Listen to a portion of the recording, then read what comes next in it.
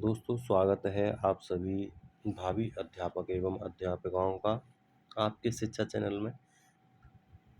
आज हम शुरू कर रहे हैं प्रथम प्रश्न पत्र वर्तमान भारतीय समाज और प्रारंभिक शिक्षा के बहुविकल्पीय प्रश्नों का, जो राजन सीरीज से लिए हैं, जो कि 15 नंबर के 15 क्वेश्चन आपके क्वेश्चन पेपर में आएंगे। तो बिना समय गवाए हुए शुरुआत करते हैं सभी प्रश्नों के। पहला प्रश्न है, हमें उस शिक्षा की आवश्यकता है जिसके द्वारा चरित्र का निर्माण होता है, मस्तिष्क की शक्ति बढ़ती है, बुद्धि का विकास होता है और मनुष्य अपने पैरों पर खड़ा हो सकता है। शिक्षा संबंधी उक्त वाक्य किसने कहे थे? अरस्तू के, रविंद्रनाथ टैगोर ने, स्वामी विवेकानंद ने, महात्मा गांधी ने। ये सारे शब्द महात्मा गांधी के द्वारा कहे गए थे। ऑप्शन दा ठीक है। क्वेश्चन नंबर 2 है, जनसंख्या शिक्षा का मूल सहयोगी संगठन है। UNESCO, WHO, UNIDO, UNICEF. ये यूनेस्को के द्वारा संचालित होता है। जनसंख्या शिक्षा का मूल सहयोगी संगठन है यूनेस्को। तीसरा क्वेश्चन है, देवास्वप्न पुस्तक के लेखक कौन हैं? देवास, ये BTC 2016 में आया हुआ क्वेश्चन है और 2020 में भी आया है। महात्मा गांधी, गिजुभाई, डॉक्टर राधाकृष्णन, रविंद्रनाथ टैगोर। ये गिजुभाई द्वारा लिखी हुई पुस्तक है देवास्वप्न।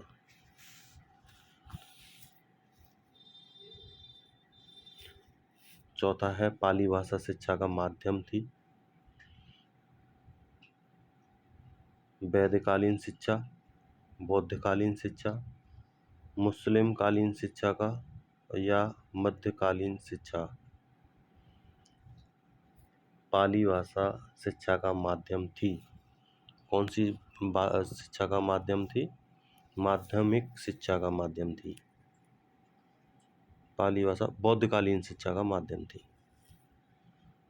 और पांचवा है, मुदालियत मुदालियर आयोग संबंधित है प्राथमिक शिक्षा से, माध्यमिक शिक्षा से, विश्वविद्यालयी शिक्षा से, उक्त सभी से। आप बताना है कौन सी से शिक्षा से था। तो ये माध्यमिक शिक्षा से मुदालियर आयोग संबंधित है। सच्ची शिक्षा वह है जो व्यक्ति के अंदर से प्रस्फुटित होती है। यह अंतः निहित शक्तियों की अभिव्यक्ति है। यह कथन है। ये 2020 में DLED में आया हुआ क्वेश्चन है।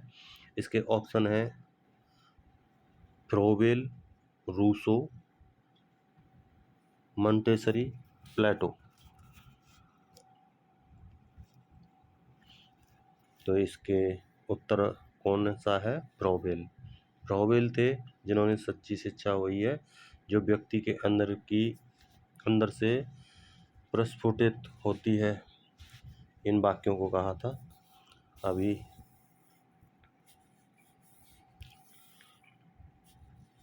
और आधुनिक शिक्षा का जन्मदाता माना जाता है मैकाले को।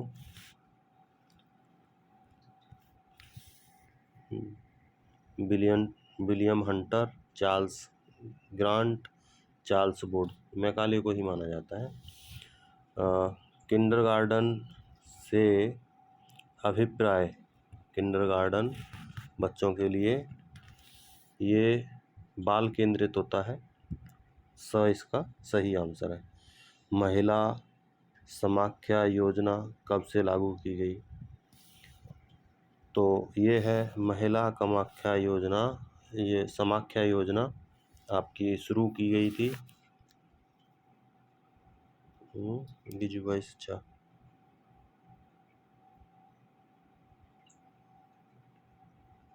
बाल केंद्र।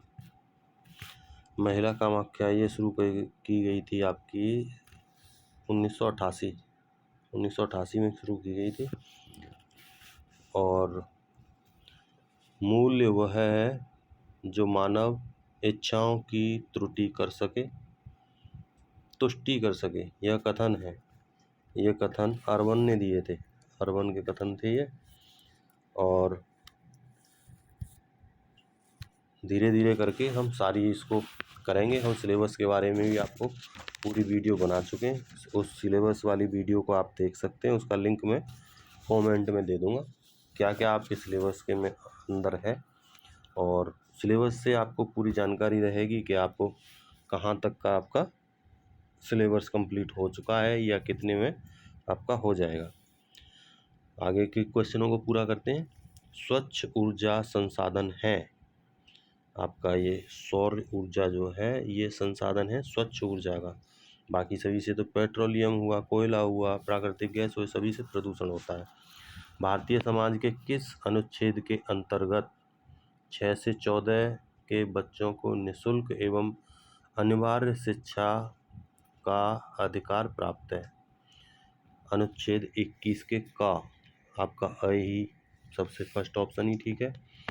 आशीर्वाद के अनुसार शिक्षा का उद्देश्य, आशीर्वाद के अनुसार शिक्षा का उद्देश्य आत्मानुभूति होता है। आत्मानुभूति शिक्षा का उद्देश्य होता है। ये 2020 DLED के अंदर आया हुआ है क्वेश्चन, ये मैं आपको साथ ही साथ बताते जा रहा हूँ। ये सारे क्वेश्चन आपके ज़्यादा से ज़्यादा क्वेश्चन उसमें आए हुए हैं। इनको आप बार बार सुनेंगे, सुनने से भी बहुत याद होता है। प्रकृतिवाद किस प्रकार के अनुशासन की बात करता है? ये आपके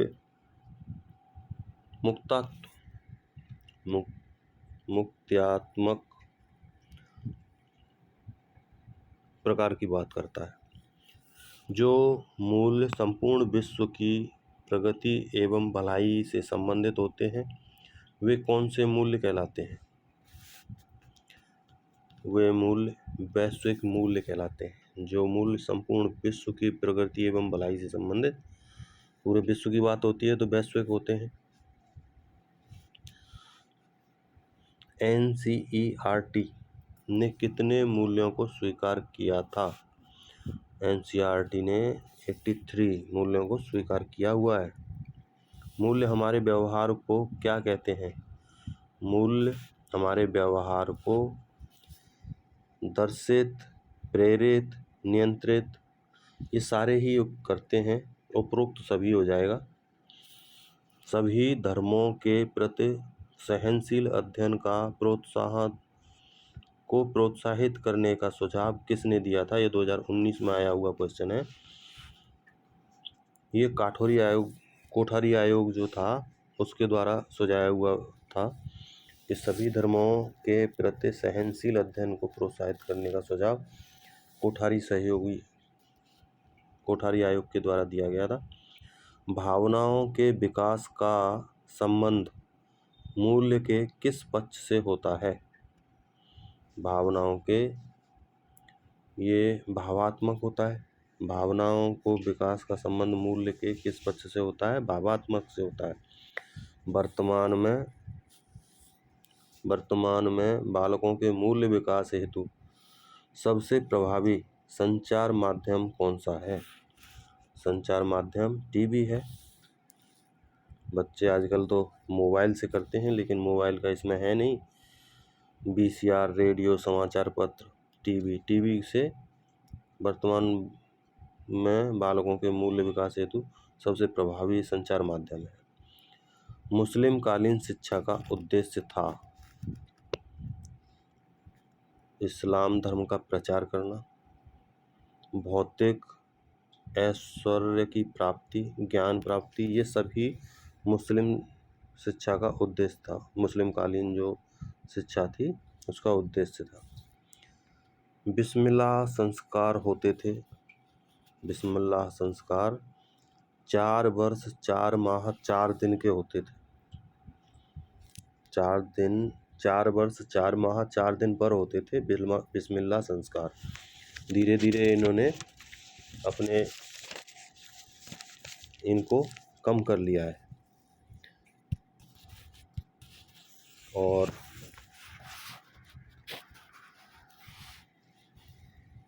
शिक्षा का उद्देश्य नहीं है।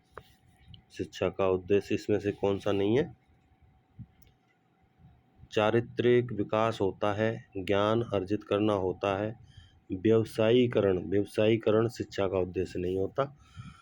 अंतर्निहित शक्तियों का विकास ये भी होता है। वैदिककालीन शिक्षा व्यवस्था में वैदिककालीन शिक्षा व्यवस्था, इसमें शिक्षा सशुल्क थी। शिक्षा बड़े बड़े भवनों में होती थी। शिक्षा पर राज्य का नियंत्रण था। शिक्षा पूर्ण रूप से निःशुल्क होती थी। यही ऑप्शन ठीक है, द ऑप्शन। वैदिक काल में शिक्षा निःशुल्क होती थी। प्राचीन शिक्षण पद्धति में विधियां थीं। श्रवण मनन और निध्यासन, ये तीनों ही होते थे।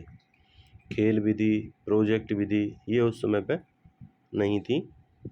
प्राचीन शिक्षण पद्धति में सुनना, मनन करना और निध्यासन करना ये होता था। बौद्ध शिक्षा का प्रमुख केंद्र था। ये 2019 में आया हुआ क्वेश्चन है। और बौद्ध शिक्षा नालंदा से केंद्रित थी। प्रमुख तरह बौद्ध के द्वारा की गई थी। भारत में आधुनिक शिक्षा का जन्मदाता कहा जाता है। भारत में आधुनिक शिक्षा का जन्मदाता चार्ल्स ग्रांट थे इसके आधुनिक शिक्षा के। छनाई का सिद्धांत प्रतिपादित किया था। छनाई का सिद्धांत प्रतिपादित किया था मैकाले के द्वारा किया गया था। भारत में पहली राष्ट्रीय शिक्षा नीति की घोषणा की गई थी। भारत में सन 1968 में, सन 1968 के अंदर आपके पहली राष्ट्रीय शिक्षा नीति लाई गई थी। अनिवार्य एवं निःशुल्क शिक्षा व्यवस्था, अनिवार्य एवं निःशुल्क शिक्षा व्यवस्था ये 1968 की नीति में, 1986 की नीति में, दोनों में ही थी। तो ये आपका स ऑप्शन ठीक रहेगा। 1986 और 68 दोनों के अंदर आपके अनिवार्य और निःशुल्क शिक्षा पर जोर दिया गया था। संचार साधनों में अन्य 3 से भिन्न हैं: computer, Doordarshan, tape recorder, close circuit television. Tape recorder क्योंकि औरों के अंदर हमें दिखाई देता है, टेप रिकॉर्डर के अंदर केवल सुनाई देता है। 1997 में आकाशवाणी नेटवर्क में कितने केंद्र थे? इसके अंदर 194 केंद्र थे 1997 के अंदर। जनसंचार माध्यमों का प्रयोग किया जाता है। जनसंचार जो भी माध्यम है उनके मनोरंजन हेतु, जनमत निर्माण हेतु, जन सामान्य में सजग बनाने हेतु और उपयुक्त सभी, ये उपयुक्त सभी हैं, इनमें इसका होता है। भारत में प्रसारण की शुरुआत सर्वप्रथम हुई थी। भारत में प्रसारण की शुरुआत सर्वप्रथम मुंबई और कोलकाता के अंदर हुई थी। मुंबई और कोलकाता आपके सही हैं।